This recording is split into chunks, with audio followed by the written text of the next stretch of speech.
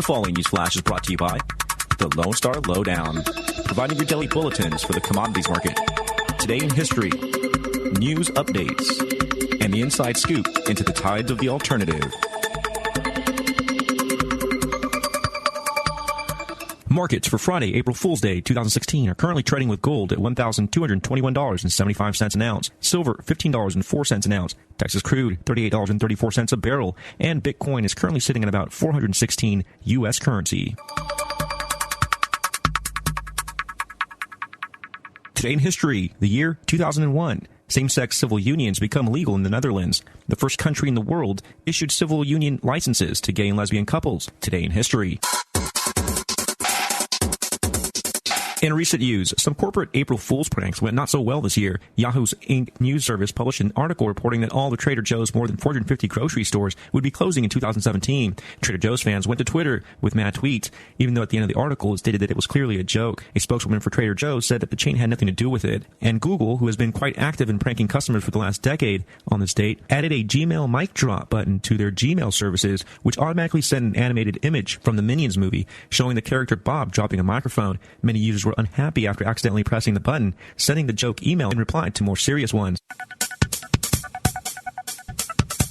A CIA K-9 unit conducted a routine training exercise with law enforcement officials at a school district in Loudoun County, Virginia, during spring break, during which explosive material was inadvertently left by the CIA in one of the school buses used in the exercise, which now appears to have unknowingly carried students for 2 days while the explosive material sat underneath the hood. Loudoun County Public Schools officials stated that the bus was in service on Monday and Tuesday, made 8 runs totaling roughly 145 miles, carrying 26 students. The explosive material was discovered during a routine maintenance job Wednesday afternoon. Why the fumble? Apparently a container holding the explosives was hidden inside the engine compartment during the K-9 training, of which a portion of it fell from the container into the engine compartment and was simply overlooked during the recovery. And though the CIA is assuring the public that the material posed no immediate danger, the exact nature of the material is not being released by request of the CIA to ensure, I'm sure, that a compromising of training techniques is not made public. Loudoun County Public Schools, county law, and fire officials and the CIA have announced this particular training program has been suspended until a thorough review of all procedures is completed. This is Rick Brody with your lowdown for April 1st, 2016.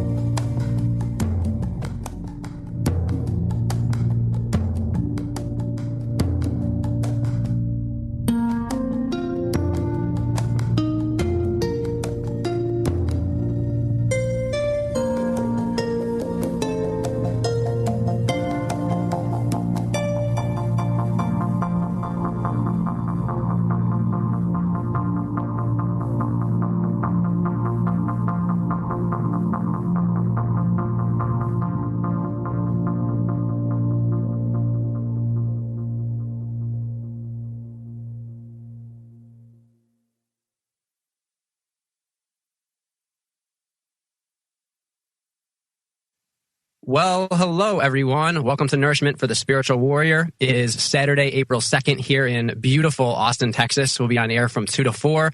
And right now we have Dave and Andrew still in Australia, I guess. Would you, let everyone know where you guys are and what time it is? And you guys keep traveling, so that's great to hear about your adventures. Yeah, it's actually 5 a.m. here. I'm not sure why it keeps getting earlier. But, it does do that. Go figure. Week. It's part of life. Yeah, there's daylight savings today started. And we actually today, we're in Sydney, actually in the Darlinghurst area, which is kind of CBD Sydney. And we went to a housewarming in North Sydney. North Sydney is the old area. It's more the traditional wealthy area. And it's also where the major military Navy boats are parked, and the Opera House and the Botanical Gardens and the fine art places. So if you're in Sydney, North Sydney's a beautiful place to take a look at, some great restaurants. Yeah, it's a really fun area in comparison to having stayed in the beach, where everything's a little more spread out, further apart. And obviously here it's almost, on top of itself. But it's fascinating. Different vibe for sure. Beautiful. One How's thing the about weather this, the weather rained a little bit today. It's actually pretty beautiful, the weather. But like, most CBDs, the parking is just nonsensical. It's like paying meter here, but then like meter runs out by the time you grab your groceries. Then, just really just a unfunctional way to try and make things work where they don't really make it work. But hopefully they will work it out, but probably not. Austin may actually have you trumped for parking today because the Texas relays are going on. So I know I sent you guys, I actually got a chance to chat with Carl Lewis for a while. That was a few days ago, but the Texas relays are going on from Wednesday through Saturday, and parking right now is insane. It actually took me, before the MMA practice today, it probably took me a half hour, and it's actually hilarious because what they did is they took all the student parking, and so anyone who actually paid and is a student at UT and needs to go to school and do their work can't do that because they blocked all the student parking off so that people could pay money to go watch the track meet. And then, of course, they could pay money, for their ticket too. So now, as they blocked off all the student lots, it was really funny because the only place I could find parking was literally the parking lot right next to the stadium. And what they did is they blocked it off so that only, I guess, these special permit holders, you have to have like the highest level permit, so the UT faculty and staff basically could have their spots right next to the track, even though it seemed like nobody went there because the place was completely empty. And I actually ended up just going in, and they probably were supposed to stop me, but I just went in anyways and parked there, and no one said anything. But it was hilarious because the biggest parking lot, which has all the parking, is completely empty right next to the stadium. And they make all the students park like miles away when they could have just let everyone park next to the stadium and left the student parking open. So go UT parking. So no one turned up to the relays. So what happened? Oh, no, they did. There's thousands of people all driving around the city looking for parking because they blocked off the parking lots right next to the stadium so that apparently the, UT people with special passes could park there. Not students, not people with regular passes. You have to have like your special, I forget what they call it, but it's people who pay, I think, a lot of money, like the stadium club passes where, you get like season tickets to all the football games and pay a bunch of money. But they have an entire lot blocked off that's empty for these people who obviously aren't at the track meet. Whereas everyone who wants to go to the track meet can't find parking. How many spaces would you estimate were in that lot that was empty? Oh, hundreds and hundreds of empty spaces, perhaps more. Yeah. Well, Brian, I mean, right next to the stadium, directly next to it. just so I understand, because in the US, people pay to go to school. It's not like Norway where you get paid to go to school. True. And like Finland, you get paid to go to school. But in the US, a lot of people borrow money to pay to go to school to get an education where you may or may not get a job. True. And so with paying the money that you pay to go to school, you couldn't get a parking place?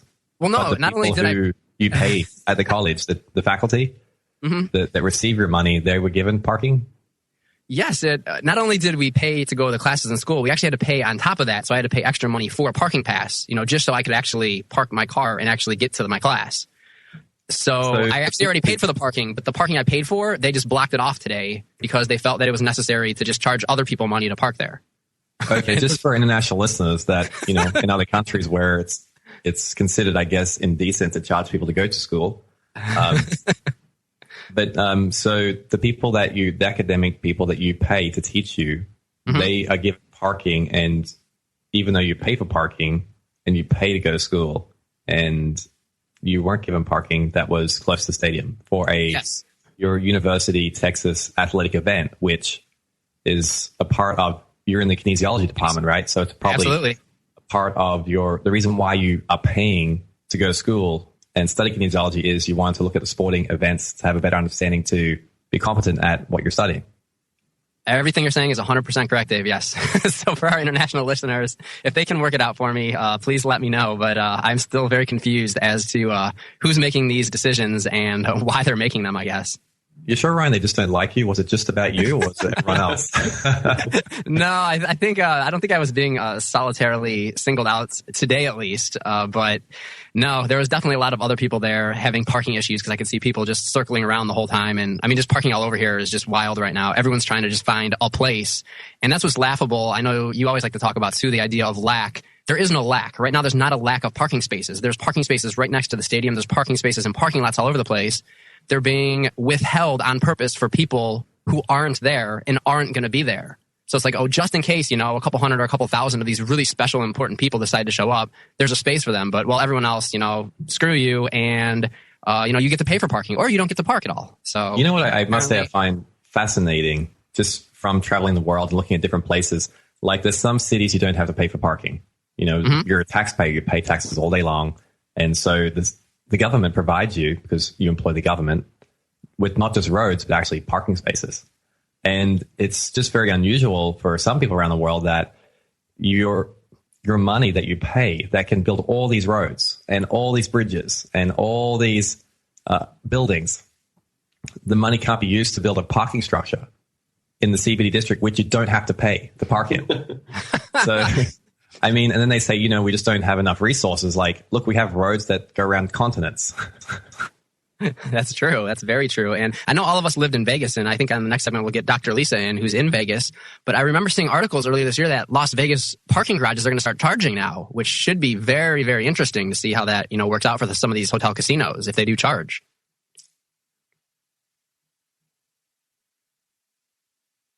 Anyone there? And I guess Dave and Andrew we lost for a second here in Australia. So, the one I was talking about, if you look online, there's apparently some of the different strip properties are looking for a pay-to-park venue, whereas, for Las Vegas, I lived there for a long time with, Dave, Andrew, Dr. Lisa, and the whole time I was there, I almost never had to pay for parking. I actually can't think of any time where I had to pay for parking for any reason. All the casinos would allow people to do that for free because they wanted everyone to show up and gamble at the casino. And it's one of those things where I think Las Vegas may have been so condensed into the hands of so few people, some of these, New York Wall Street groups, that now they're just looking for every way to force these monopolistic actions on people. So instead of there being competition, whereas if one garage would have charged for parking, all the people would have gone to another one. Now, if they all just team up and say, hey, we're just going to charge everyone, there's not much anyone else can do about it except, not go to Las Vegas. So unfortunately, that's kind of the way things are going in Las Vegas, which is why I'm in Austin, and we're all moving out to Austin, and Dave and Andrew are in Australia, and Dr. Lisa is just in Las Vegas for a little bit to get some studying done. But just wanted to let everyone know about the different parking situations in some of the different cities I guess we've lived in. So after the break, we'll get Dave and Andrew back on here from Australia. Dr. Lisa, we'll have to all congratulate her because she passed a few tests that she was studying for, which I know she spent a lot of time doing, and it'll be wonderful now that she'll be able to treat patients, not only in Vegas and California where she was licensed before, but also in Texas and anywhere else in the U.S. that she wants to treat people now. So stay tuned for that.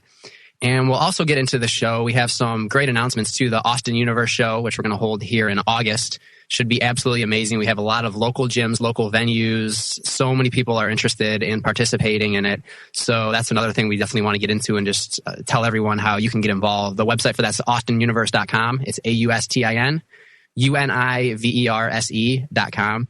And we're going to be doing, again, with the IMBA, as we did last year at the Zach Theater. This year, we're looking to have it at the AT&T Conference Center. So we're going to do natural fitness figure, bodybuilding. So anyone who's into that, getting ready for a day. And if you need help, we can do that too. Dave was Mr. Australia, and Dr. Lisa won a pro title as well too. So if you need help getting ready for that, please let us know.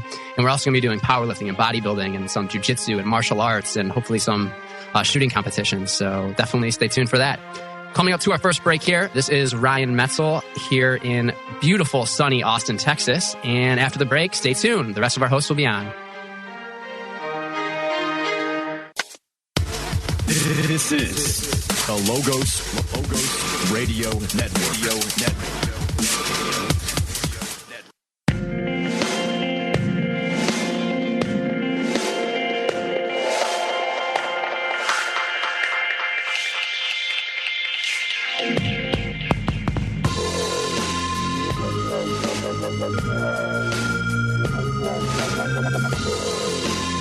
Follow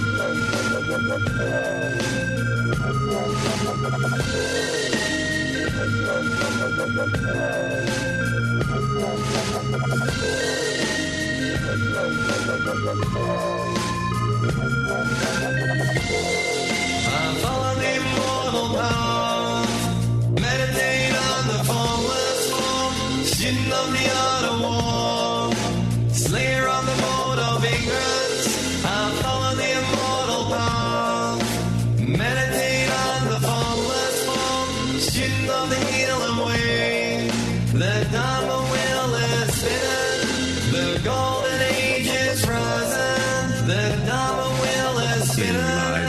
Is my beginning, in my beginning is my death. The circle of life is never ending, each life journey on intention depending. Cultivate yourself and accept your eternity. Experience your bliss through the simple maturity. The angel of death came. Welcome to Nourishment for the Spiritual Warrior. This is David, live from Sydney, Australia, with Andrew Lucky Chewy Lichtenberger. Greetings. We've got Dr. Wampole in Las Vegas. Hi, guys. And we have Ryan, the guy who couldn't get parking at UT, it's all, at Austin, Texas. Yeah. And something that I learned when I was in Los Angeles, actually, was Los Angeles was one of the first motor cities. And what I mean by that is Los Angeles, what apparently happened, this is a story, research it, find out what's true. But apparently it used to have a train system, and the train system was bought up and pulled up by groups that had interest in people using fuel driving around with cars. So the idea was that without the train transport in the city, you could make more money because people have to spend money on cars and fuel and petrol and oil. So when you sit back, I know when I was in Austin, Texas, and we were going to the different government departments, and they had about the future of Austin, there's this big debate going on about bringing in a new railway system. And they had an article where they said how much money people in Texas lose from driving into Austin City. So when your capital is in a location, or your courthouses, your business, your banks, your social services, things that you're forced to drive in for, you're permitting your building, you have to spend money on fuel and car tires. So when we looked at the document, it was an incredible large amount of money. Hundreds of millions of dollars, if not billions of dollars. So, but when you sit back and look at a city like Los Angeles, where there's basically no usable public transport, you're looking at, say, there's 2 million people per day driving around Los Angeles. So they're spending very, very conservatively, probably $10 in fuel. So that's $10 times 2 million. That's $20 million per day. 20 million times 365 days a year is a lot of money. How much money would that be approximately, Ryan? Wow, 20 times 365. So you're looking at 20 million, yeah.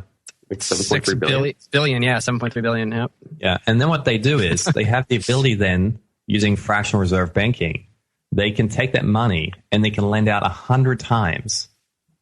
So 100 times 7 billion is 700 billion. 700 billion. So per year, just by forcing people to drive around Los Angeles, you can make loans for investments, returns, all these type of things for $700 billion with the way our financial system in the US is set up. So when you look at the incentive to force people to drive around, the profit incentive to not have good public transport, to not have safe public transport, to not allow people to have the ability to drive together. When you've got all these things separate, when you can't just do things online, you've got to go down to the city. When you've put businesses and jobs that people to earn money to survive have to go there when the rents are so high. Another theory there is that the reason that the rents are so high, the cost of buildings are so high right in the middle of the city is, and why the jobs are there forcing you to go there, is just basically it's to get you to drive. It's like the bridge to nowhere. Yeah. And you talk to people who've lived in the CBD districts for a while, and they're just like, why do you live there? And they're like, well, I earn more money there. I'm like, why do you work so many hours? Well, I've got to try and pay off my apartment. Do you think you're going to ever pay off your apartment? Probably not. Terrible. And so unfortunately, there's such a profit incentive by the oil financial system to not provide alternative means of transport in cities. And it just seems to be something that, I don't know whether in our lifetime, in many cities will ever change because the profit incentive is so much. And kind of funny, interesting things on oil this week. I was reading an article from Sputnik News. It's a news site which has a lot of updates on global industry.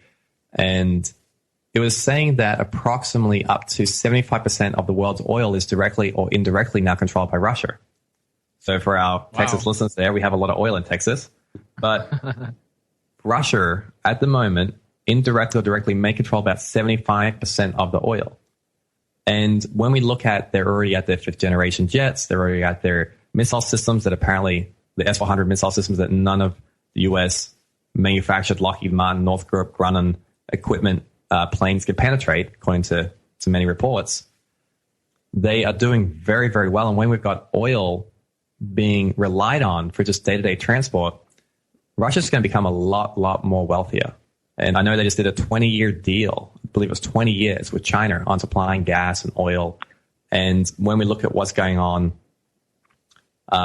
with the problems of oil, like we look at all the wars that are going on in the Middle East over oil, and we look at how if you've got that much wealth being generated from a monopoly, just a few group of people having control of oil, then they're able to influence every industry in the whole entire country. And, if we've got profound, wise, spiritual people, then maybe it may work. But if we don't have those people, well, maybe there's going to be no parking at UT. Maybe everyone's going to have to pay for parking.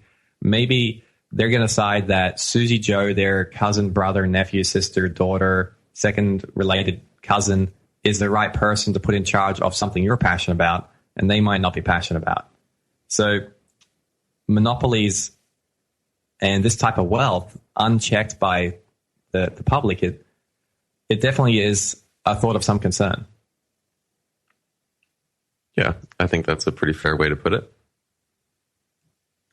And Ryan, how much is gas at the moment in Austin, Texas? It's ranging anywhere from 160s, 170s, something like that. And that's per gallon. I know you guys do the liter over in Australia. Yeah. Is that right? Okay, yeah. So it was as low as, it was crazy. It was as low as like 140s for a little while, 140, 150. That's amazing. Yeah. What's the price of gas in Las Vegas? Do you know, Lisa? It's really funny. Sometimes I just don't even look. I just put the gas in my car and pay for it. Yeah, like sometimes you just have to accept the karma, right? Yeah. I mean, I know there's nothing I can do about it, so I'm just like, okay, Although we do have our veggie oil Mercedes, but we still have to get cheap veggie oil in order for it to run. So, and at the moment, it needs the brakes fixed, so I'm driving the gasoline. But maybe someday we'll have an alternate fuel source, veggie oil or electric or something else, so that we don't have to rely on all this oil. It seems silly. Definitely. Well, we're coming up to the break again here, so Stay tuned afterwards. Well, now that we have everyone on the show, stay tuned for all of us here on Nourishment for the Spiritual Warrior here after the break.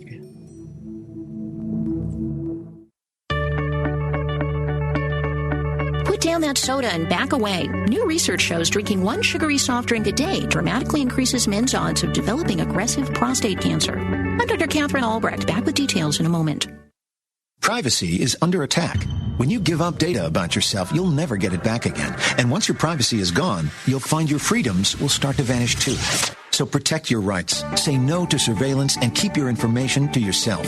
Privacy, it's worth hanging on to. This message is brought to you by StartPage.com, the private search engine alternative to Google, Yahoo, and Bing. Start over with StartPage.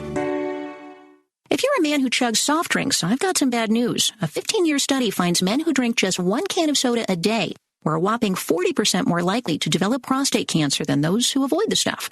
Swedish researchers tracked the diets and health of 8,000 men. They found a clear link between soda and sugary soft drinks and more aggressive, fast-growing forms of the disease.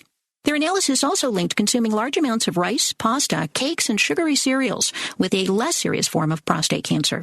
So, fellas, swap that soda for water. The family jewels will be very grateful. I'm Dr. Catherine Albrecht for StartPage.com, the world's most private search engine. You're listening to the Logos Radio Network at logosradionetwork.com.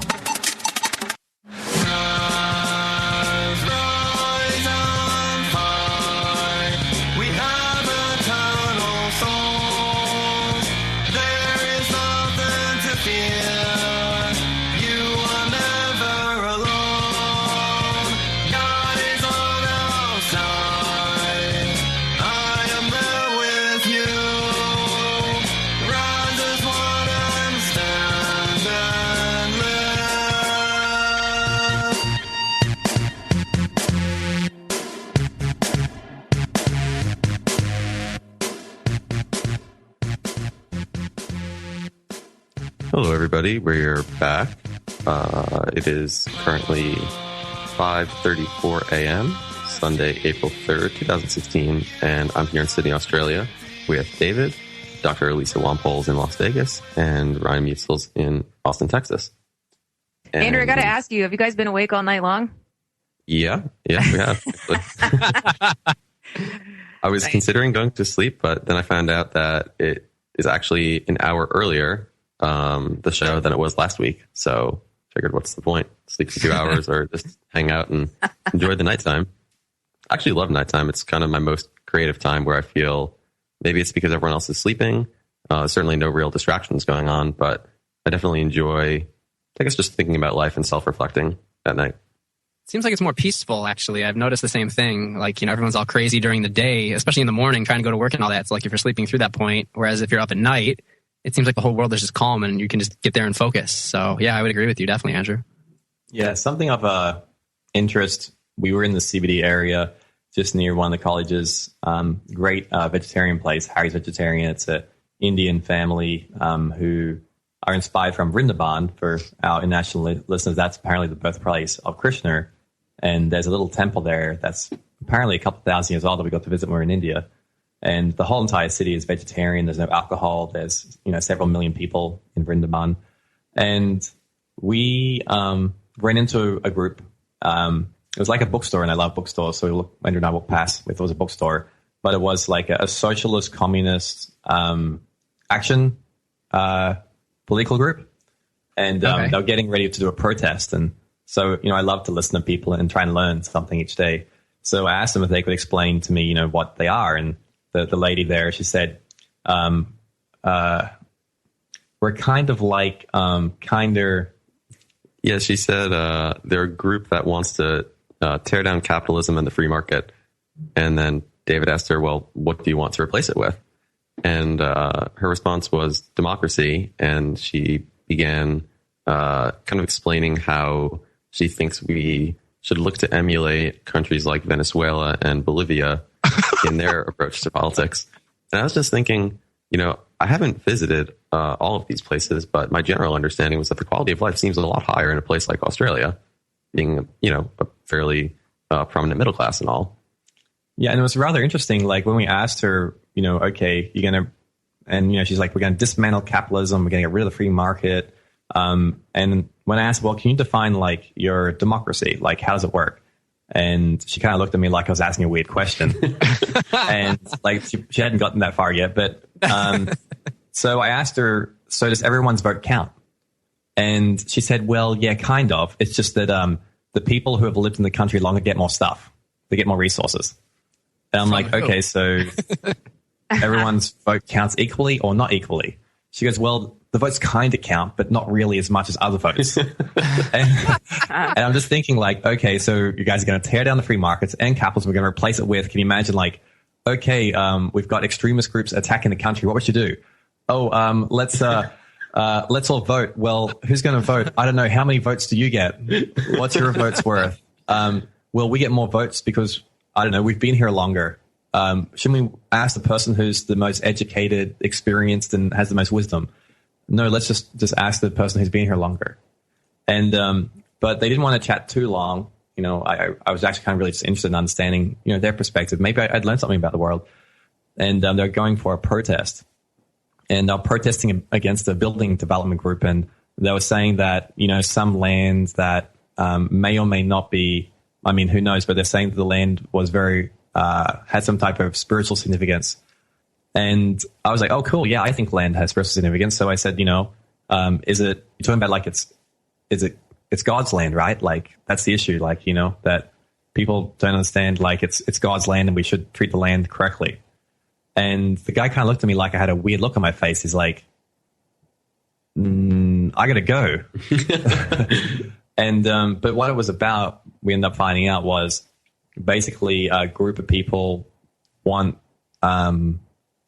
to be paid a lot of money for developers to get some use of some land because it has significance to another group of people. So it's just interesting. I don't have a comment of what happened was right or wrong. Just kind of interesting just seeing that you can hold up in Australia building developments. Well, you can attempt to through informing the public that maybe your vote should be worth more than someone else's votes. That Yeah, just doesn't seem right.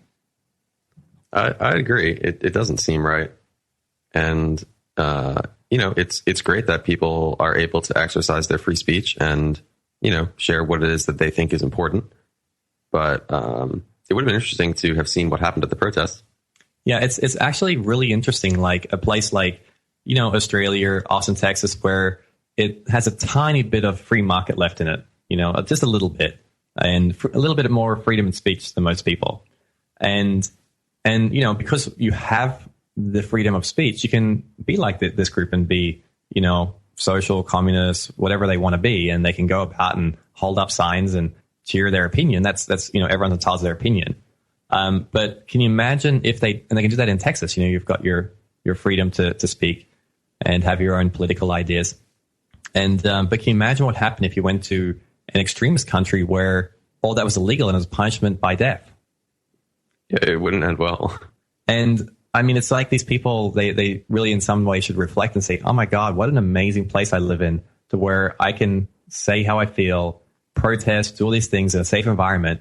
And maybe one day if I can actually show it could work, someone may even listen and might apply some of that knowledge.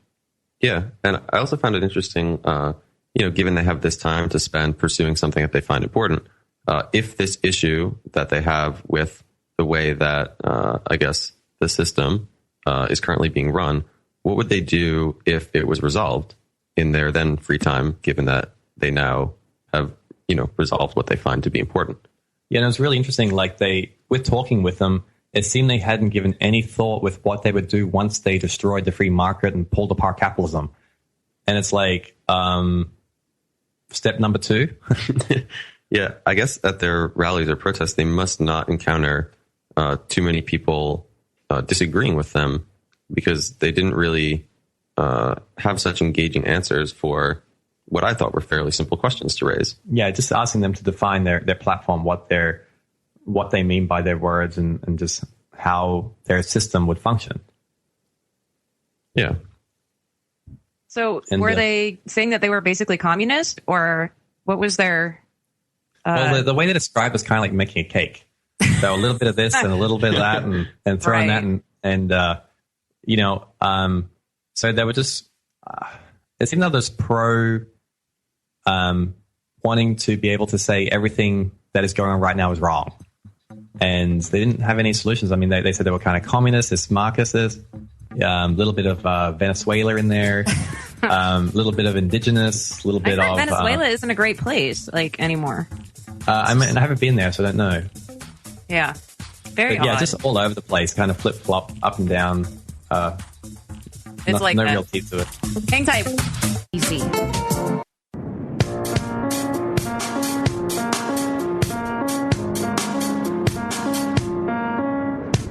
War of heaven descends to the earth, a time when the mind is defined and confined. We the people need to realign with the divine. A government for the people, by the people realigns. No more taxation without representation. It's time for the people to have their say, no longer the prey. Aligned with truth, there's nothing we cannot do. Divide and conquer lies and false promises. These are the archonic weapons of hurtful decay. The abundance of the earth is the perfect technology, and the golden age is now. Rise together as one in peace and prosperity.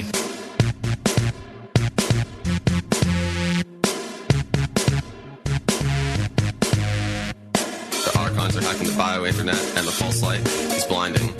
Plugging into intuition, balance is restored. Drawing from love, fighting for freedom and liberty keeps the unity in the community. Good habits becoming better, refining the mind. Accepting divine impunity, we rise as one in unity. Hello and welcome back to the show. It is Saturday, April 2nd, and I am here in Las Vegas. This is Dr. Elisa Wampole.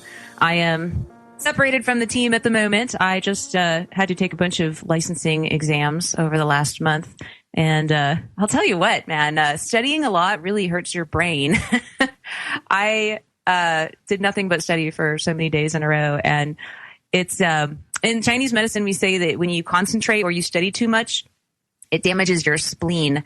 And one of the symptoms of a spleen deficiency is any type of fatigue that you have. And I have definitely been a little bit tired for the last few days, and I've noticed that my digestion is not functioning as high as it normally does. And normally I'm so healthy and I feel great, but it just goes to show that when you get stressed and you over concentrate, it does affect your health, even if it just makes you tired or a little sleepy. So I'm just recovering from over concentrating, but I passed all my exams and had to go over some of my old material from school, which is great. I think every good practitioner should always review the basics every few years to stay fresh with whatever it is that they're doing. Well, nicely done on passing your tests. And I know that we spoke about this once previously. I think it was on the show about what to do to mitigate the damage done by excessive focus and how to, I guess, recover from a spleen deficiency. And I remember you saying ginseng was one particularly helpful herb. What are some other methods that you're looking to now employ that you're done with now studying? that I'm finished? And we all love ginseng. Yes, We do love yes. ginseng. Ginseng is wonderful. I really love it. And I actually just recently bought a CEU course because I always have to do new CEU courses on discriminating different types of ginsengs. So I'm looking forward to learning more about discriminating the qualities because there's quite a difference. There's a lot of different varieties of ginseng. But yes, ginseng is definitely wonderful to help with spleen tonification, which is actually your pancreas, by the way. There's a mistranslation between the word spleen and pancreas. But in Chinese medicine, we don't really look at single organs so much as we just look at a system. So when I talk about the spleen, it's more about your system of digestion and making food into energy and moving fluids through the body and just your general manufacturing of energy and blood, which then manufactures your tissues. So in order to improve your energy, you need to be able to assimilate your food better. So certain herbs will help with tonifying or strengthening your spleen. Another herb I enjoy is astragalus, which is called huangqi in Chinese medicine. And we have a formula with astragalus, reishi mushroom, and shiitake, which is really great because it not only strengthens your spleen, but it also strengthens your immune system. So that's one of them, Andrew. And then just sometimes I take specific herbal formulas for spleen tonification. Also, some kind of non-traditional things that I do is I'll take digestive enzymes with my meals, which really helps out a lot with digestion. And ginseng is my favorite by far, but astragalus and just basic things that help. It helps to take things like spirulina and chlorella, but spirulina specifically is a little more strengthening because sometimes, like right now, my assimilation has it's not as good as it was. So I need to find a way to get nutrients into my body. So a lot of the time, things that are liquid, that are easily absorbed, that you don't have to break down. Because if you're eating a lot of, like normally I eat a lot of raw foods, but when your digestion is weak, it's actually a little more difficult for your body to assimilate the raw foods. So in that case, sometimes what I'll do is I'll eat a little more steamed vegetables because my digestion is weak, because my body needs something that it can break down and assimilate easily. And then once I've gotten all the nutrition into my system, then my digestion naturally perks up and strengthens, and then I can, eat a kale salad or a lot of raw food and it's fine. But in the beginning, when you're weak, sometimes it's a little too harsh on the system to eat the raw food. So then I'll do some steamed vegetables or some congee, something kind of easy on the stomach. That's cool. I know from having spent time around you guys, when I play excessive hours at the poker table, the telltale sign that I'm now aware of in my own body for when my spleen is a little more troubled than it might ordinarily be is I feel hungry, as if I should be eating something, but nothing feels appetizing. And you've probably seen me pace around the house and open the fridge and go sit down and then stand up again, and just kind of a cycle that repeats a bit. But I definitely agree with what you're saying. Empirically, for my own body, the blended drinks work really well, especially with the spirulina. And it is kind of cool seeing how quickly the body's able to recover once it gets a little bit of the nutrition it needs, then it starts functioning well again. It's kind of like you're back to equilibrium. Yeah, and that's a classic sign actually too, is hunger but no desire to actually eat. Because everyone's kind of been there when you open the fridge and you're like, I don't want to eat any of this, You're kind of just hoping something magical is sitting on the shelf that you somehow missed the previous time, but just manifested out of ether. And it's like, oh yes, that's exactly what I was looking for. You keep on opening the fridge. I've totally done that. Too much ginseng? And so what would you do to balance it out? Yeah, absolutely. It depends on the type of ginseng, because there's different kinds. There's the white ginseng and the red ginseng, and the white ginseng is a little softer. It's more calming, and it's a little, and I kind of feel like it's a little more strengthening, whereas the red ginseng, which gives you a kick in the pants, the Korean ginseng is hotter. And sometimes if it's too hot, it can kind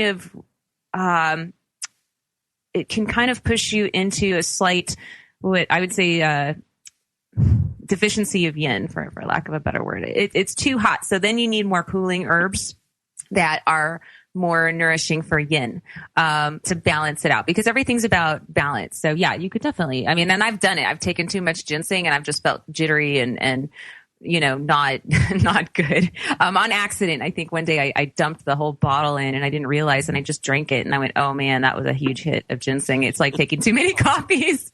And I was literally I felt crazy. I was just like, I needed to sit on the ground and just ground, because I just felt out there. But at the time I wasn't able to eat any food, because we were actually doing some kind of lecture, and I had to and I started doing Tai Chi, and it really grounded me. But as far as foods go, things that are heavy and nourishing, like black sesame tahini is one of my favorites for when I'm feeling like I need to ground or nourish the yin, because it's really amazing for blood and moistening, and for yin, which is the more cooling aspect. So that's one of my favorites. Or versions of Lu Hui Di Huang Wan, which is a Chinese herbal formula. Which has a bunch of ingredients that I can't remember at the moment, but things that nourish the yin. So, but for most people, things out there that are nourishing yin are tomatoes. They are black sesame tahini, which is absolutely one of my favorites. Things that are kind of red colored. Goji berries is actually really good for chi and blood. So just things that are more nourishing, Ryan. And actually spirulina is nourishing of the yin. So spirulina is great. Yeah, I love it, because it's anything that's really nutrient dense is going to nourish yin and blood. And basically, if your yin is weak, yin is like a deeper level of blood. So first, your blood's going to get weak, and then your yin is going to be deficient. Typically, it's more of an issue for women. Men tend to have issues of energy. They're more affected by chi energy, and women are usually more affected by issues of blood. But it can go both ways. And how are the kidneys and the spleen interrelated? Because I know you're saying the spleen is responsible for fluids and pushing blood through the body. I know the kidneys have some similar capabilities with the filtering of the blood and whatnot. Yeah. I can talk about that a little bit. We have about 40 more seconds till break, but just in a nutshell, it's funny, the kidneys don't really filter the blood in Chinese medicine. It's a system. But it's kind of like the first thing that's going to go deficient is your spleen. And if it goes on a deeper level, then your kidneys are going to be deficient. So there's this whole kind of intermingling of the organs. And the kidneys and the spleen tend to be yang deficient, which is like they tend to be deficient in hot energy. And I'll explain this a little more when we get back.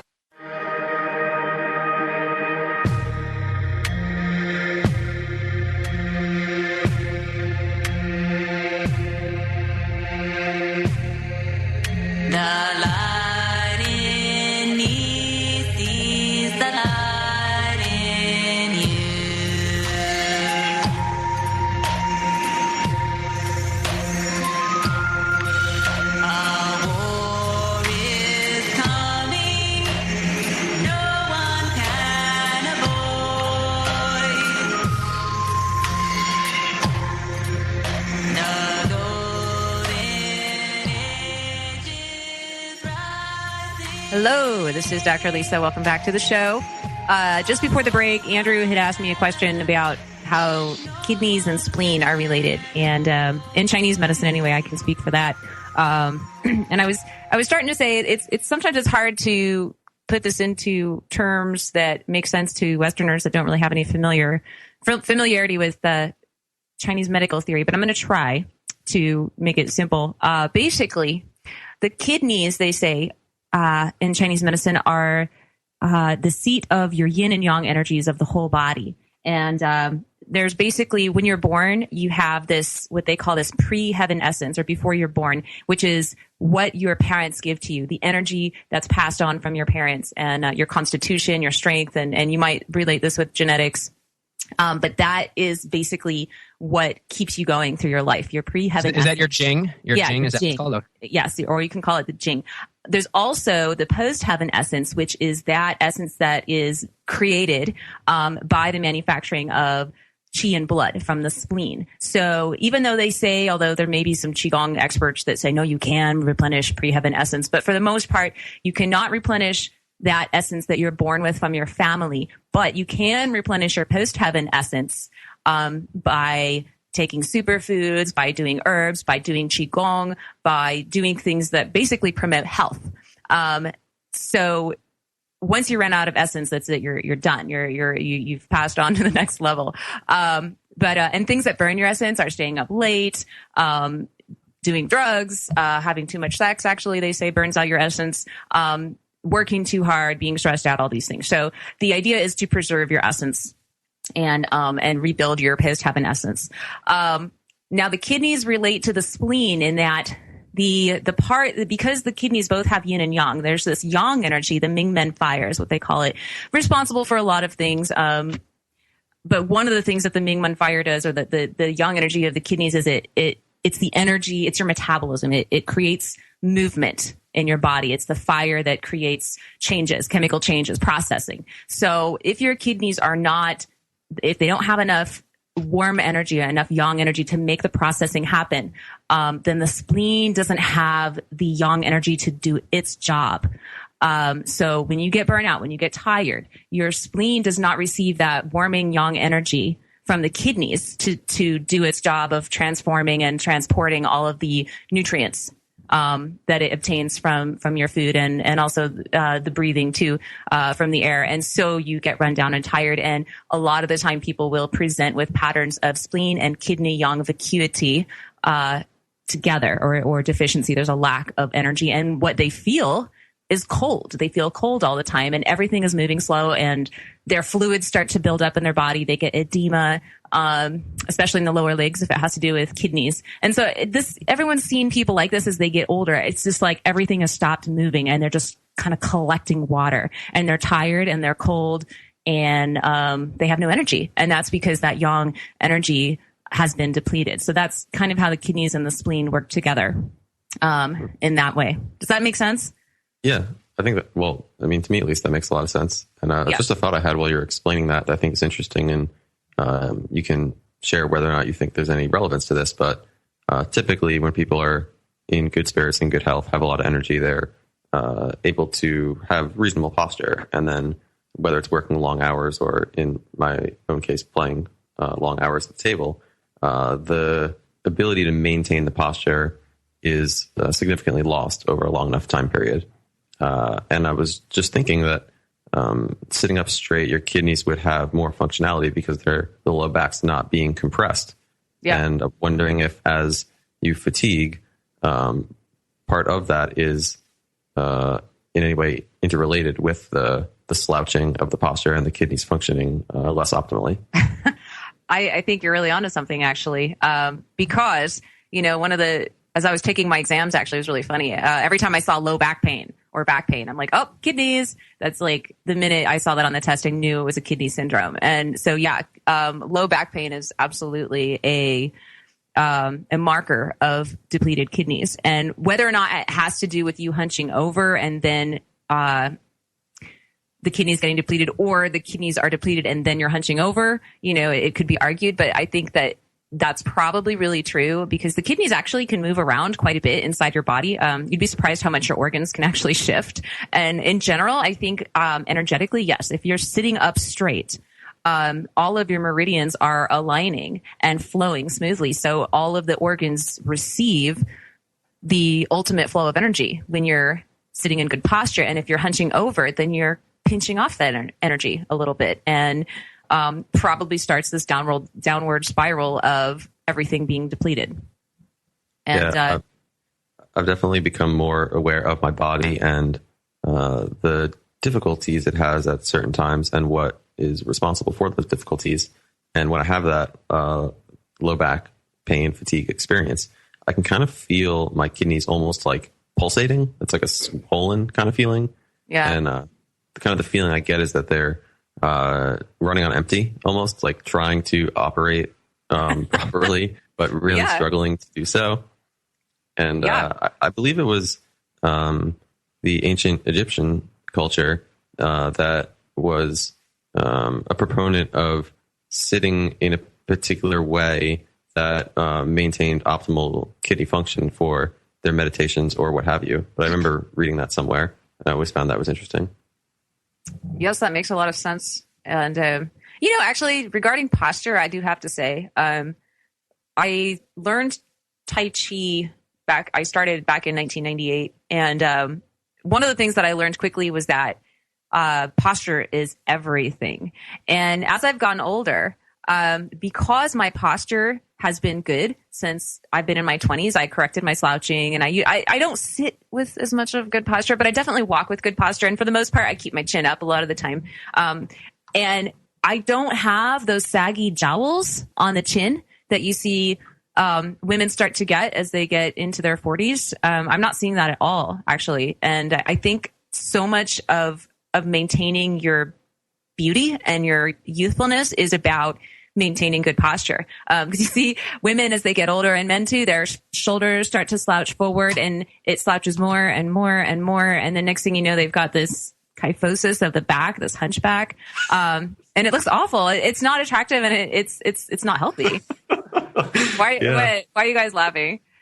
No, it's just funny what you said. I mean, it's a shame that happens, but it's true. As David mentioned, whether it was this week or last week, beauty is very much a byproduct of health. And if you're healthy, you look vibrant, you shine, and it just shows right through. And it's kind of funny how much of mental acuity, mindset, and spirit shine through someone in their just general demeanor. Like, I know when I'm exhausted and I'm just kind of out of it, physically I look very similar to how I might look, if I've just woken up and have lots of energy. But just standing around me, I'm sure it's fairly obvious whether or not I'm in, good spirits or exhausted. Like, you kind of can feel it. It's almost not even something you have to interact with someone to feel at times. It's just, it emanates outwards. 100%. I think there may be subtle clues that we pick up on as humans, but I also believe too that there's this attraction, a magnetic attraction to people who are radiant, and you don't know why, but you want to talk with them, you want to speak with them, you want a little bit of their energy. And it's just one of those, and there's a word, they call people magnetic. And I do think that when you're feeling good, when you're happy, when you're kind of radiating all this happy energy, people, they want to be next to you. They want a piece of it. And I think some of it's maybe they pick up on it visually, but I think a lot of it is an energetic thing that people pick up on and they just don't know. Yeah, I definitely think that's accurate, because I make the statement about myself because I can see it in other people also. Just anyone walking around town. Sometimes you can just tell, this person is exhausted right now. And other times you can tell, clearly this person has a lot of energy. It's almost like the speed at which, or I guess it really is their overall vibration. When your vibration's high, it's very evident. You just, as you just explained, people are attracted to that. It's health. It's inspiring. absolutely. And I've seen people, because I taught Tai Chi for many years, and I've seen people come in, like I have in my mind a woman who is probably mid 40s or mid 50s, and she's just kind of like this, average looking woman, but she kind of had that thing that she didn't really stand up straight, and she kind of like would look down. And after teaching her Tai Chi for a few months, her whole vibration changed, and and people were noticing like, wow, you look younger. Wow, you look more vibrant. And I think it was mostly just to do with, again, like fixing up her breathing and fixing up her posture. And it made all the difference in the world, where people actually really noticed, and they go, wow, what did you do? And it's just something really simple like breathing and standing up straight that can totally change the way you are perceived by others. A lot of this too has the idea with entrainment, where people are matching other people's actions. So if people are like high energy, then if you're down, it'll bring you up. And if you want to just like chill out and everyone's at the park doing Tai Chi, you can kind of plug into that too. So that idea of entrainment, matching your surroundings is pretty cool too. So coming up to the break here. So more Nourishment for the Spiritual Warrior after the break. You are listening to the Logos Radio Network. The LogosRadioNetwork.com.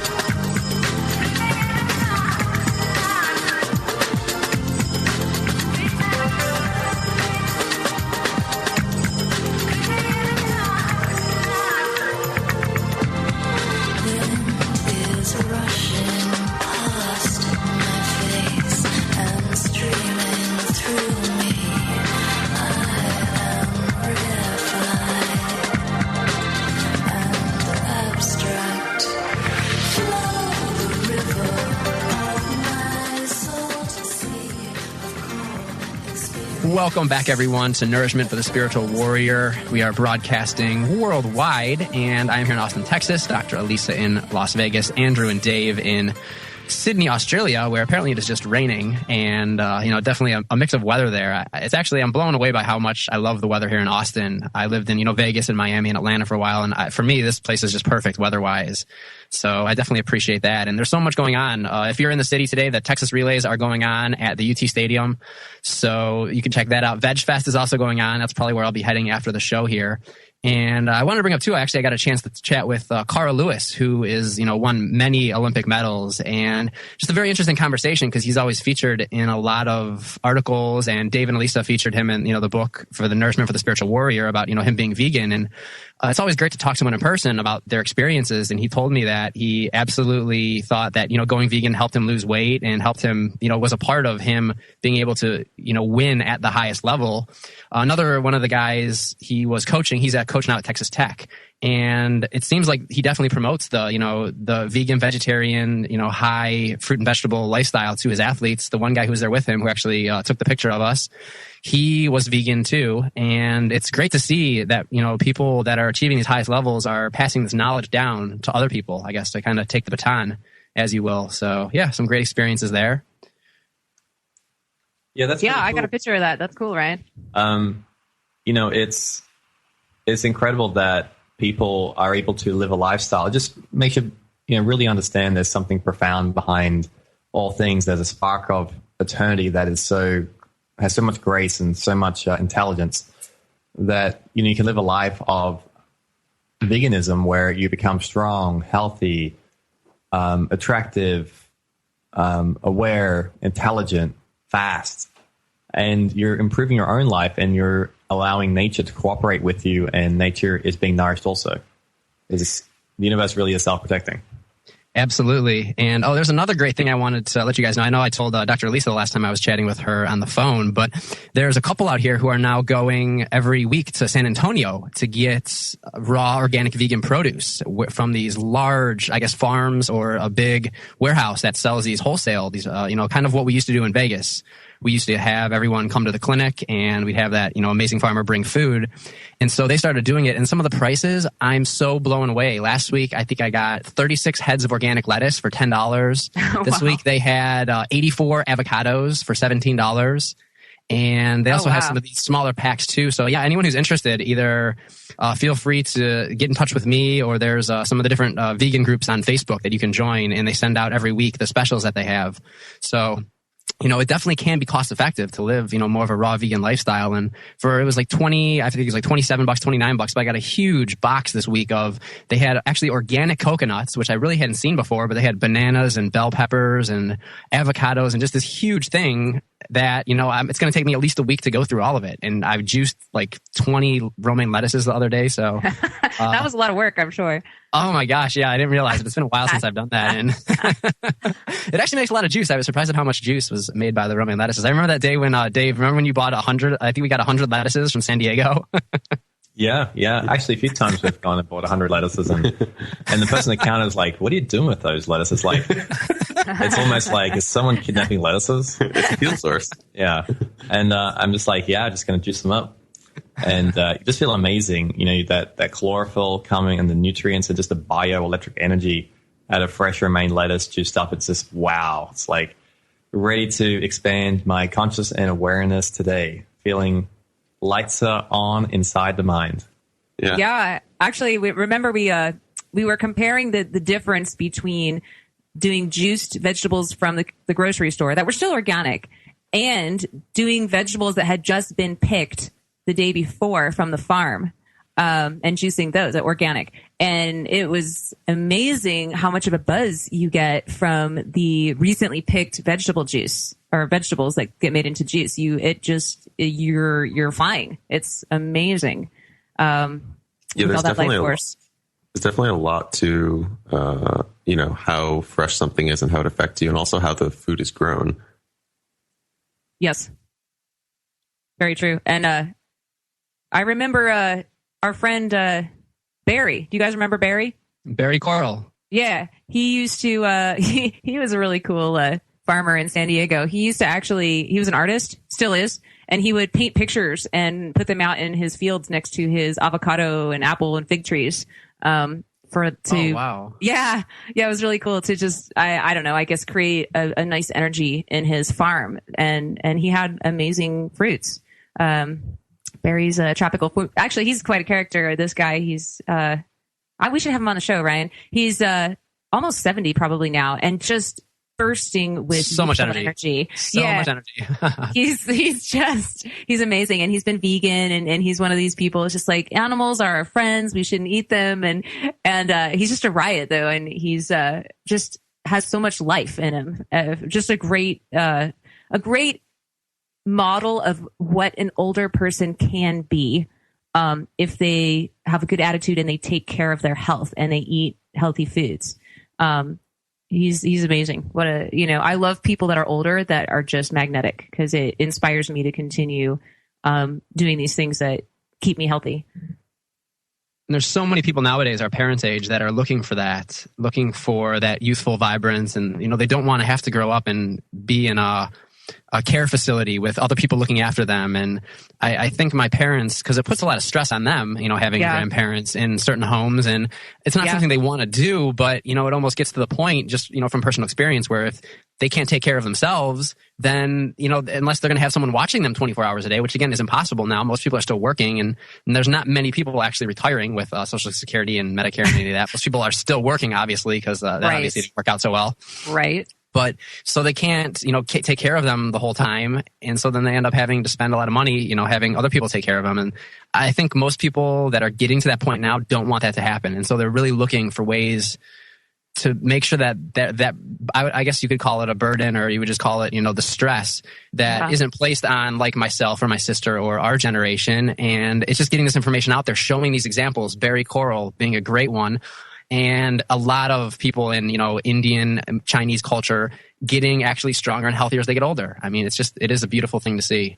Yeah, I agree. You don't have to, you know, get old and decrepit. You know, yes, you're going to age at some point. It's pretty inevitable, but I think, leading a healthy lifestyle when you're younger is going to be good insurance, that you won't have to, you know, develop these awful diseases as you get older. So many people that are older that I've talked to that don't take care of themselves, it's really weird. They just have this thing in their mind, like they're going to go out in a blaze of fire, and they don't they just think it's inevitable that they're going to get sick and old and be miserable. And I just don't buy into that.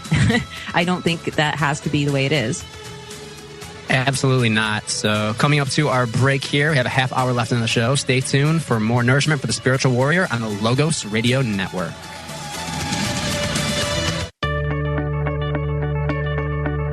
Honesty is the best policy, but for people who think otherwise, there's now software that helps you lie. I'm Dr. Catherine Albrecht, and I'll tell you about a disturbing new software trend in a moment. Privacy is under attack. When you give up data about yourself, you'll never get it back again. And once your privacy is gone, you'll find your freedoms will start to vanish too. So protect your rights, say no to surveillance, and keep your information to yourself. Privacy, it's worth hanging on to. This message is brought to you by StartPage.com, the private search engine alternative to Google, Yahoo, and Bing. Start over with StartPage. Nowadays, faking it has become big business with a whole industry built around helping people lie. Need to fake popularity? There are apps to create phony fans or make it look like your website is getting mad traffic. Or how about a girlfriend for your Twitter or Facebook account? You can simulate calls to your cell phone, spoof caller ID, and even fake text messages. But the worst has got to be the Alibi Network, a staff of professional liars who will tell any fib you want by email, fax, or phone. However, while these tricks may work for the short run, always remember, cheaters never prosper. I'm Dr. Catherine Albrecht for StartPage.com, the world's most private search engine. Actually be kidding about chemtrails. Live Free Speech Radio, LogosRadioNetwork.com.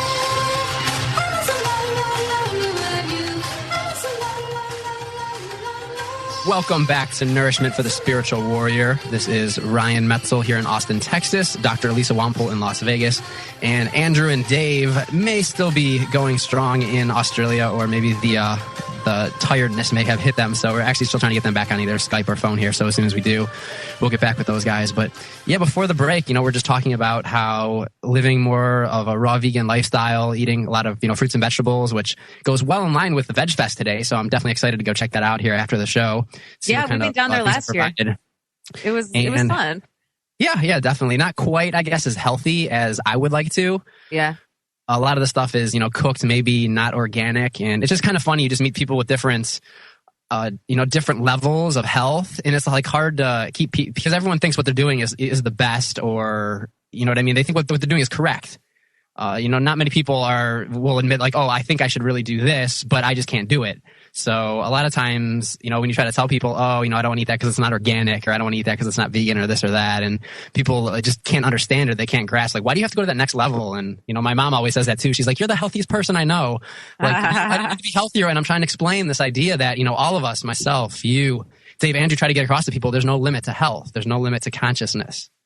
So yeah, absolutely. I always feel like there's more that I could do for my health. And it's just one of those things, and it's always finding a balance. Cause some days I'm really good about taking all my herbs and supplements, but I don't get to the gym and I don't exercise. And then I'm like, oh man, I need to exercise for my health. And then other days I spend an hour in the morning, doing my Tai Chi or yoga. And then I go to the gym and I'm like, wow, what a great thing I did for my health today. But I forgot to take my herbs and my supplements. So, but I think it's a combination of proper diet, proper supplementation.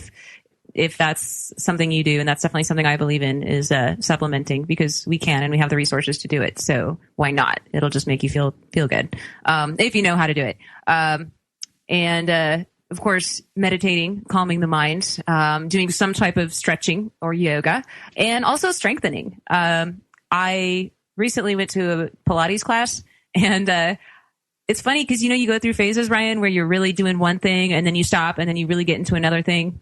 And I just realized, like, we were doing these sit-ups and I'm like, man, my neck can't do these sit-ups. My abs were strong, but like my neck muscles were weak. And I used to do sit-ups 10 minutes a day, like probably 5 days a week. And I had like awesome abs. This was actually when I was like in my 20s. And I was super strong, but I realized like, wow, this core conditioning, I've not been doing this. And, sometimes I forget how important it is to exercise, not just because, you want to look good, which to me seems kind of a silly and vain reason to actually exercise, but you need to be strong. If you don't use your muscle groups and certain muscles, they become weak. And a lot of your health and vitality comes from a strong body. So exercise is not only important just so that you look good, but for your physical health. And it's always amazing to me when I stop doing certain things, how my body kind of declines and I become weak in certain areas.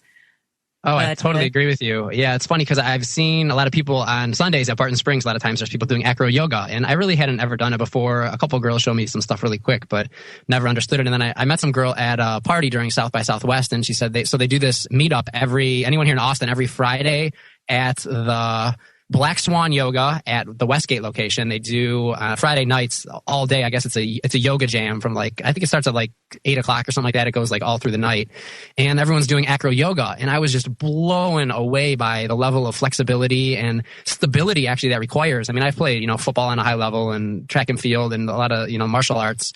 With some, pretty good athletes, and seeing the levels there and just being able to balance in different positions. And it definitely has some Cirque du Soleil aspects to it.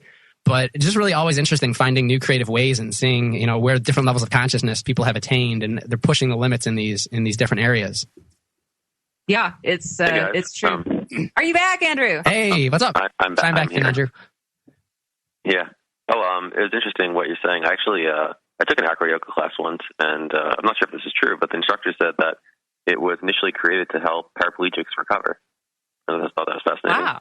Wow. It makes sense, actually. Some of the postures were very interesting as far as being able to relieve lower back tension, because it's almost like you're being held in the air and allowing just everything to relax while you're moved around and kind of put in different positions. Yeah.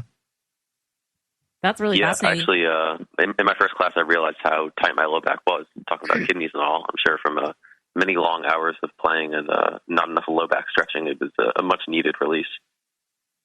Yeah, it's nice. I've not really taken an official class, but I've done it, and the traction on the spine, because if someone's holding you up and you're stretching your low back and you're allowing some space in between the vertebrae, it's one of the best things, because years ago I actually had a herniated disc and I was in so much pain, and I couldn't even walk straight. I was literally walking sideways, and I refused to go to the doctor because I didn't want to do surgery or drugs.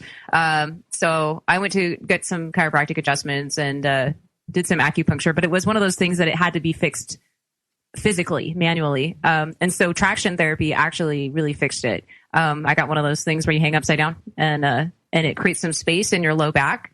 And what had happened was one of my discs slid forward. I think actually because I was doing yoga, but I wasn't doing my counter postures properly, which can screw up your back. I think you remember, Ryan, when we were in Iceland, how much our instructor talked about, you have to do if you do a back bend, you need to do a forward bend. Yep, and absolutely. I didn't know that. And I think I overdid one of my back bends, and one of my vertebrae actually slid forward towards my belly button, and it caused me a lot of problems for a while until it finally was able to slide back. And that's what's amazing about traction and hanging upside down, or I guess acro yoga is you can kind of create the space for your realignment to happen and correct things that sometimes doctors might say, oh, you need surgery or this or that, which, gosh, I would have never done that. Yeah. No way. I would have to be in a lot of pain before I opted for surgery, but that's just me. I would always try everything natural I can first. But it seems to often be that just a simple approach gets the job done. I'm a big believer in a small change going a long way. Yeah, I agree with you. And a lot of the times people's health problems, which seem really complicated, are something actually pretty simple. But you have to know what that thing is to be able to fix it. It's so funny that you guys mentioned that. A lady that I just started training actually at Free Your Fitness 24. We had Manny on here before on the radio show. Yep. And he had a client who he had been working with for a while, and, she was getting good results losing weight, but was definitely having some back pain still. And I'm sure Lisa remembers, I had some pretty good training already before, having worked with some patients in the clinic with, especially with Celia Wiscombe. So having that as the example, and it's really funny because the first thing I did with her was a calf stretch, one of the first ones Dave showed me, where you're just, putting your foot up, pushing it against something, and really getting a deep calf stretch there with the Achilles and the calf. And almost right after that stretch, anytime we do that, the back pain goes away, because that posterior chain, the calves, the hamstring, and those attachments behind the knee are just causing that pain. So it's like we do that, and suddenly a lot of the back pain goes. So you're right. Simple things can go quite a long way. So stay tuned after the break. Last segment coming up here on the show.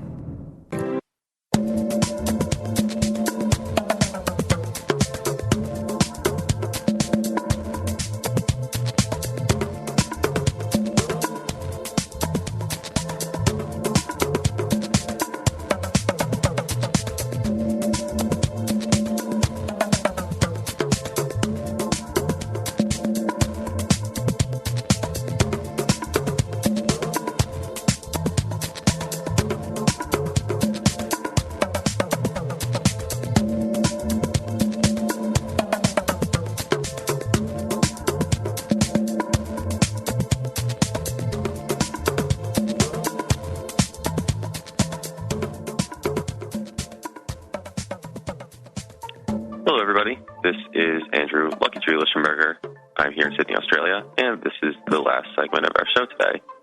I guess we covered kind of a broad range of topics, and it's always fascinating for me philosophizing about different health modalities, approaches to lifestyle, and making those simple changes that allow for just a more enjoyable experience. I know empirically I've found that just through more alignment with truth in my life, the benefit is just phenomenal in some cases.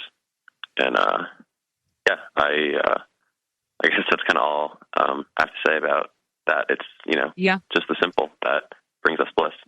Well, I think a lot of the time sometimes people need some direction, but a lot of the times people know what they need to do to be healthier, and a lot of it is just actually getting yourself to do it. And it's funny because just this last month or so, as I've been studying, I've really, because Andrew, you know me, like normally I am that person. I wake up in the morning, I like do my my cleansing rituals, and I do my meditation, and I do my positive affirmations and my yoga and my Tai Chi, and then I try to exercise. And I always try to spend like 3 hours in the morning, which is a lot of time just doing my health routine.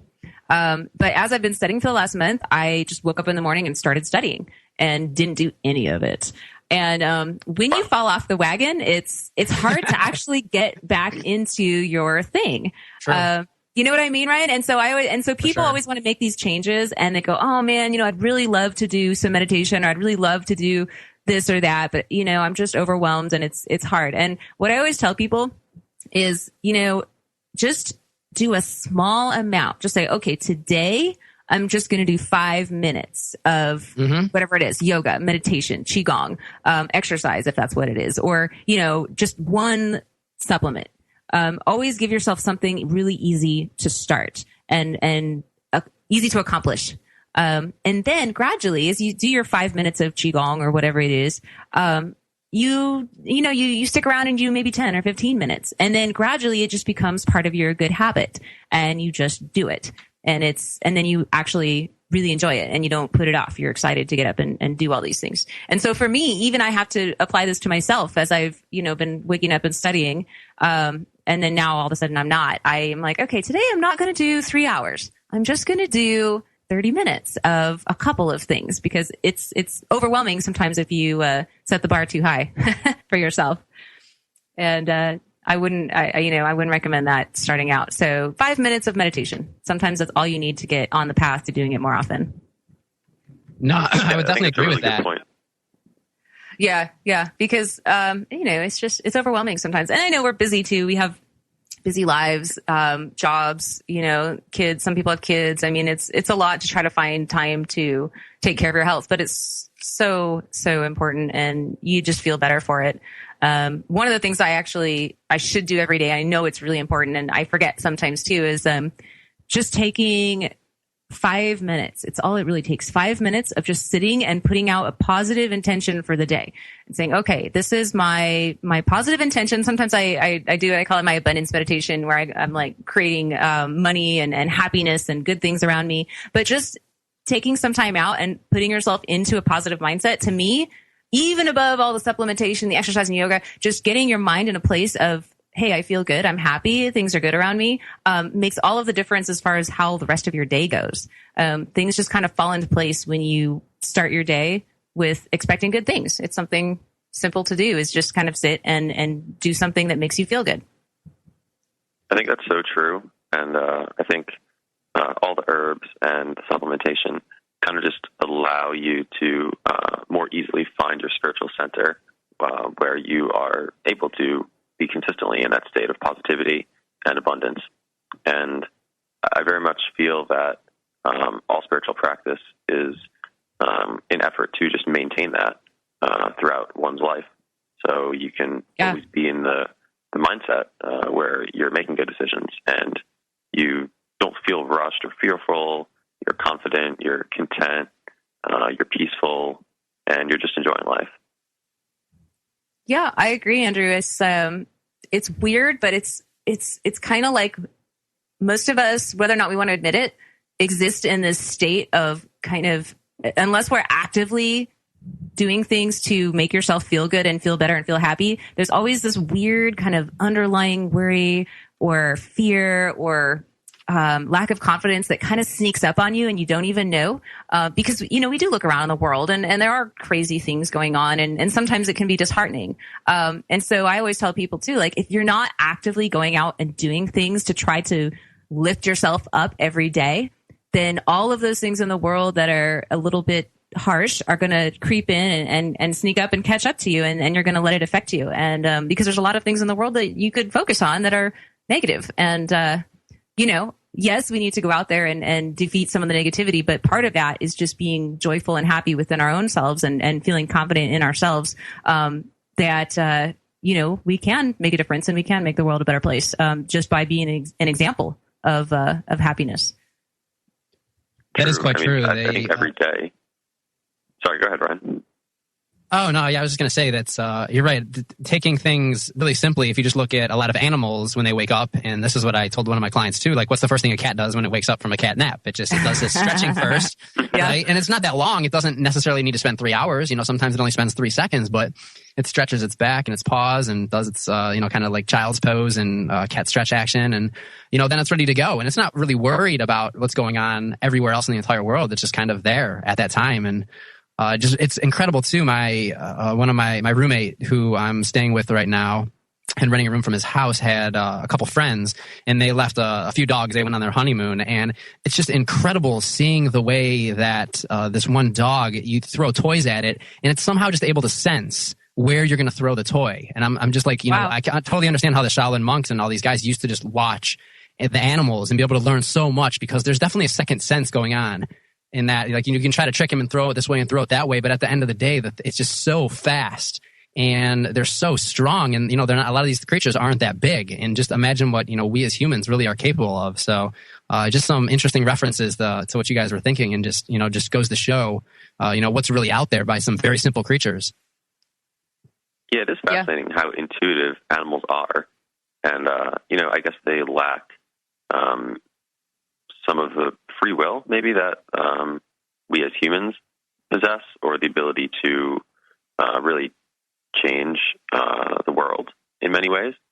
But they are definitely plugged into, you could call it source, I suppose, or consciousness in some ways, in just how they are so attuned to, what it is they need to do. Like, I always found it fascinating that birds know when it's time to migrate or when it's time to turn as a flock. Like, they all kind of just they're just plugged in. It's so effortless.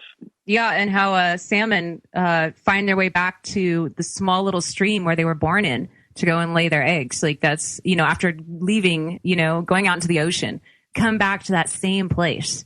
I mean, that's incomprehensible, other than it's just got to be pure tapping into the source. And that's really the essence of martial arts too. Yeah, it's that's really what martial arts is being able to, a lot of times use someone who's trying to attack you and use their momentum against them, or putting movements in correct angles, which, in jiu-jitsu, or especially today practicing, some wrestling takedowns, if you're in the right angle and everything's kind of lined up properly, it's incredibly simple and effortless, to do correct martial arts moves. But if you're trying to force everything to happen, no matter how much stronger you are than someone, it just doesn't work. So it's kind of, I guess, a good reason why a lot of people take up martial arts, to be able to understand and practice that in the human body. Yeah, I mean, it's all about energy flow and understanding the flow of energy, your own energy, the energy of other people, and being able to sense that flow and tap into it and utilize it to your best ability.